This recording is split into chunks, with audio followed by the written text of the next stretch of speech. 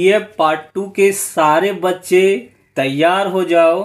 आज की जो मैं चैप्टर लेके आया हूँ वो काफ़ी इंटरेस्टिंग है और एग्ज़ाम के लिहाज से तो इससे क्वेश्चन आना ही आना है। और टॉपिक का नाम है एज यू लाइक इट, जिसे लिखा है विलियम शेक्सपियर ने। विलियम शेक्सपियर के द्वारा इस रचना किया गया है, जो महान कहानीकार, नाटककार या फिर कवि माने जाते हैं। बच्चे, यह एक पास्टरल कॉमेडी है और इसे 1623 ईस्वी के आसपास प्रकाशित करवाया गया था। इस प्ले में एक पर्सनालिटी को डेवलप्ड किया गया है। इस कहानी की हीरोइन रोसलिंड अपना वेश बदलकर एक लड़का बन जाता है, जो आगे की कहानी से हमें समझ में आ जाएगी। अब इसके कुछ इम्पोर्टेंट कैरेक्टर्स हैं जिस पर पकड़ बनाए रखना आप सभी के लिए काफ़ी इम्पोर्टेंट है। अगर कैरेक्टर्स पर पकड़ हो गई तो फिर एग्जाम में आप इसके आंसर खुद ब खुद लिख सकते हैं। तो इस कहानी का सबसे जो पहला कैरेक्टर है वो ऑरलैंडो है, जो कि हीरो का, इस प्ले में हीरो के रोल को अदा करता है। यह कौन है ऑरलैंडो? तो सर डी रॉलैंड का सबसे छोटा बेटा है, और ओलिवर जो ऑरलैंडो का बड़ा भाई है, जो अपने छोटे भाई ऑरलैंडो को धोखा दे देता है। ओलिवर अपने भाई को अपने पिता की संपत्ति से बेदखल कर देता है। ओलिवर ऑरलैंडो को उनका हिस्सा नहीं देना चाहता है, क्योंकि ओलिवर चाहता है कि किसी भी तरह से ऑरलैंडो की मौत हो जाए, वो मर जाए। इसलिए एक दिन ओलिवर अपने छोटे भाई ऑरलैंडो को मरने के लिए रेस्टलिंग मैच में एक प्रोफेशनल पेशेवर रेस्टलर के साथ लड़ने के लिए भेज देता है, ताकि इस लड़ाई में उसकी मौत हो जाए। लेकिन वहाँ एक मिरेकल होता है, एक चमत्कार होता है कि ऑरलैंडो उस लड़ाई को जीत लेता है। लेकिन ओलिवर से ये सब बातें सहन नहीं होती है और वह उसे घर से ही भगा देता है। ऑरलैंडो को जब घर से भगा दिया जाता है तो ऑरलैंडो एक जंगल में शरण लेता है और उसी जंगल में वो भटकता रहता है, जिस जंगल का नाम है आर्डेन फॉरेस्ट। तो आर्डेन की जंगल में वो यहीं जहाँ तहाँ भटकता रहता है। और शेक्सपियर ने इस प्ले की सारे कैरेक्टर्स और उनकी सभी इवेंट्स, घटनाओं को आर्डेन की जंगल से ही बांध कर रखा है। अब कहानी की हर घटना को आर्डेन की जंगल में ही संपन्न किया जाता है। अब बच्चे ध्यान देना यहाँ पे कि अब मैं इस कहानी की दूसरी भाग में, यानी कहानी की दूसरे भाग में मैं अब एंटर करता हूँ, जो और भी इंटरेस्टिंग है। इस कहानी में एक कैरेक्टर रोसलिंड है, जो ड्यूक सीनियर की बेटी है। अचानक इसके पिता ड्यूक सीनियर को इसके भाई ड्यूक फ्रेडरिक, जो रोसलिंड के चाचा हैं, उसने धोखे से अपने राज्य से बेदखल कर दिया। बाद में ड्यूक फ्रेडरिक ने रोसलिंड को भी अपने पिता के पास, अपने बाप के पास जाने को धमकी दे दिया। तब सीलिया, जो ड्यूक फ्रेडरिक की बेटी है तथा रोसलिंड की चचेरी बहन है, ये दोनों एक दूसरे से अलग नहीं रह सकती थी। इसलिए इन दोनों लड़कियों ने अपने अपने वेश बदलकर उसी आर्डेन की जंगल को भाग जाती है, जिस जंगल में सभी लोग पहुंचे हुए हैं, ऑरलैंडो भी पहुंचे हुए हैं, तो वहीं जंगल भागती है। ये तो था इस कहानी का मेन पॉइंट्स। अब कहानी को सिलसिलेवार ढंग से हम लोग समझते हैं। अब इस कहानी में और भी कई छोटे छोटे कैरेक्टर्स हैं, जैसे कि एडम, ADAM, जो ऑरलैंडो का एक छोटा सा स्लेव है, गुलाम है। ये ऑरलैंडो का पूरा ध्यान रखता है। अब टच स्टोन जो रोसलिंड तथा सीलिया के साथ रहकर इनकी मदद करती है।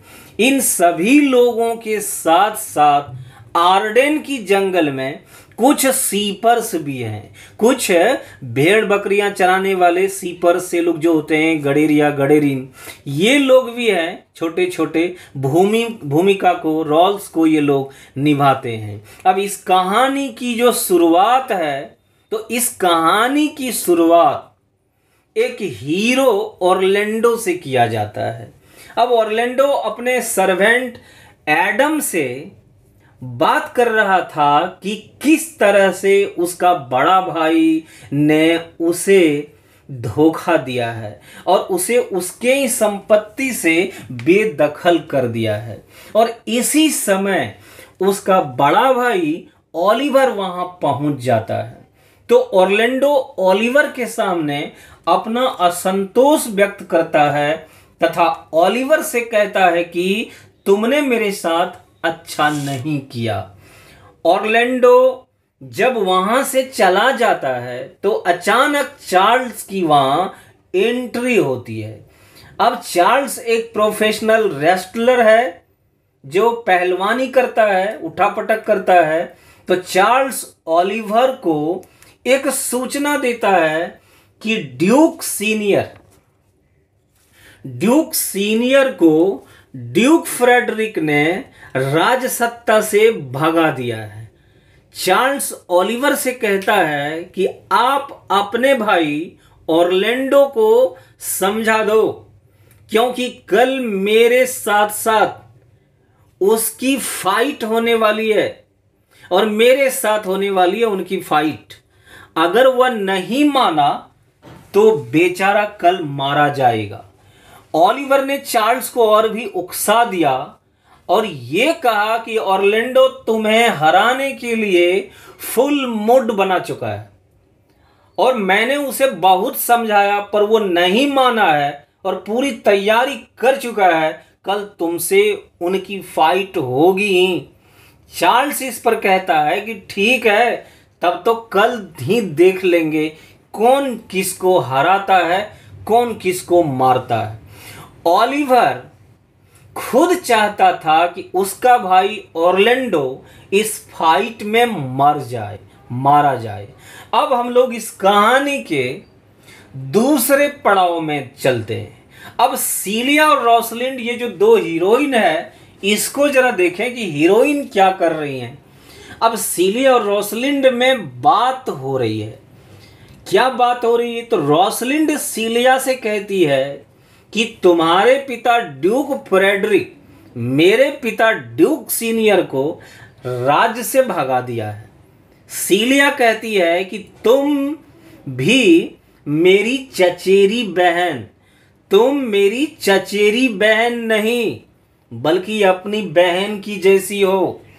इसलिए वो दोनों भाई क्या किया हमें मतलब नहीं है। तुम मेरी दोस्त हो, मेरी कजन हो और तुम मेरे साथ रहेगी। इतने में वहां एक नौकर का एंट्री होता है और वो कहता है, सूचना देता है कि कल चार्ल्स के साथ एक कोमल तथा राजकुमार सा दिखने वाला लड़का का फाइट होने वाला है। लेकिन चार्ल्स काफी खतरनाक रेस्लर है, उसने कई बड़े बड़े रेस्लर्स को हरा चुका है। शायद यह दुबला पतला नौजवान उसके साथ फाइट नहीं कर पाएगा। अब दोनों बहनों को ये सुनने के बाद ये चिंता सताने लगती है कि वह नौजवान उस लड़ाई में निश्चित रूप से कल मारा जाएगा अगर वो उसके साथ लड़ाई लड़ा तो। इसलिए ये दोनों लड़कियां ऑरलैंडो से मिलने को ठानती है और मिल भी लेती है और उससे नहीं लड़ने के लिए कहती है कि तुम अभी बहुत छोटे हो, मासूम हो, दुबले पतले हो, कमजोर हो, परंतु चार्ल्स एक पहलवान आदमी है, वो तुम्हें मार देगा। लेकिन इसे सुनकर ऑरलैंडो पर कोई फर्क नहीं पड़ा और ऑरलैंडो सीलिया तथा रोसलिंड की एक भी बात नहीं मानी और लड़ाई में कूद गया। लेकिन लड़ाई में ऑरलैंडो की जीत भी हो गई और इस जीत से, चूंकि जब मैच हो रही थी रेस्टलिंग की, तो रोसलिंड और सीलिया ये दोनों बहन भी देखने के लिए वहां गए थे और ये लोग बैठ कर देख भी रहे थे। तो जैसे ही जीत घोषित हुई कि ये दोनों बहन बहुत खुश हुई, खासकर रोसलिंड बहुत खुश हो गई और अचानक सीलिया रोसलिंड से कह भी दी कि तुम्हें ऑरलैंडो से प्यार हो गया है। बस उसी समय सीलिया के पिता ड्यूक फ्रेडरिक वहां आता है और रोसलिंड से कहता है कि तुम अभी तुरंत यहां से भाग जाओ। तब सीलिया और रोसलिंड दोनों बहनें अपने रूप बदलकर उसी आर्डेन की जंगल में चली गई। तो बच्चे यहाँ आप समझ गए होंगे कि ये रोसलिंड और सीलिया दोनों आखिर लड़की से वेश बदलकर लड़का क्यों बना। तो यहाँ आप हॉफ की जो आप समझ रहे होंगे, तो दोनों वेश को बदलकर उसी आर्डेन की जंगल चली गई जहां सभी का बसेरा है। अब ये दोनों लड़कियां जंगल में रोसलिंड के पिता ड्यूक सीनियर को ढूंढती है। इनके साथ इनके नौकर टच स्टोन भी इनकी मदद के लिए उनके साथ है। अब दूसरी तरफ ड्यूक सीनियर जंगल में बड़े ही आराम से शिकार कर रहे थे। अब जब इन दोनों के भागने की सूचना ड्यूक फ्रेडरिक को मिला तो वह गुस्से से लाल पीला हो गया और ऑरलैंडो के भाई ओलिवर को पकड़ा जाकर और कहा कि उनका ऐसा सोच था, मानना था कि ये सब कुछ जानता होगा, ओलिवर को हर चीज पता होगा, जबकि ओलिवर को ये सब पता नहीं थी। इतने में सीलिया तथा रोसलिंड की भेंट कुछ सीपर से हो जाता जंगल में, कुछ भेड़ बकरियां चराने वाले सीपर्स से हो गया और उससे ये दोनों बहनें कुछ रुपया उन्हें देकर उसे एक झोपड़ी खरीद ली, अपने रहने के लिए एक झोपड़ी खरीद ली। अब इस जंगल में सभी का बसेरा हो चुका था। ऑरलैंडो का नौकर एडम बहुत कमजोर और अधेड़, बहुत बूढ़ा इंसान था, भूख से काफी कमजोर की स्थिति में एट द 11th स्टेज पहुंच गया था, मरने की स्थिति में वो था और उसी के खाना के लिए ऑरलैंडो बहुत परेशान था और ऑरलैंडो जंगल में उसके खाना के लिए चारों तरफ भटक रहा था।